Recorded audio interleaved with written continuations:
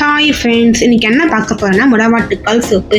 என்ன பொருள்னு பார்த்தீங்கன்னா சின்ன வெங்காயம், தக்காளி, இஞ்சி, பூண்டு, முடவாட்டுக்கால் கிழங்கு. எப்படி செய்யணும்னு பார்த்தீங்கன்னா மிக்ஸி ஜாரில் 10 பல் சின்ன வெங்காயம் போட்டுக்கோங்க, ஒரு துண்டு இஞ்சி பொடி நறுக்கி போட்டுக்கோங்க, 10 பல் பூண்டு போட்டுக்கோங்க, ஒரு தக்காளி பொடியாக நறுக்கி போட்டுக்கோங்க, சுத்தம் செஞ்சு எடுத்து நறுக்கின முடவாட்டுக்கால் கிழங்கு போட்டுக்கோங்க.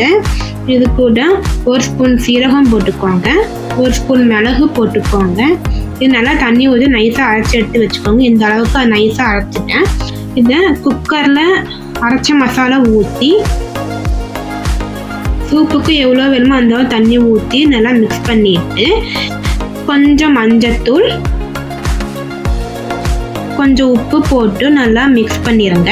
மிக்ஸ் பண்ணதுக்கப்புறம் சூப்புக்கு எவ்வளோ வேணுமோ அந்த அளவுக்கு குழம்பு மிளகாய்த்தூள் போட்டு கொஞ்சம் மிளகுத்தூள் போட்டு நல்லா மிக்ஸ் பண்ணிவிட்டு குக்கரை மூடி 5 விசில் விடுங்க. 5 விசில் விட்டதுக்கப்புறம் குக்கரை ஓப்பன் பண்ணி பார்த்தீங்கன்னா இந்த மாதிரி சூப் ரெடியாக இருக்கும்.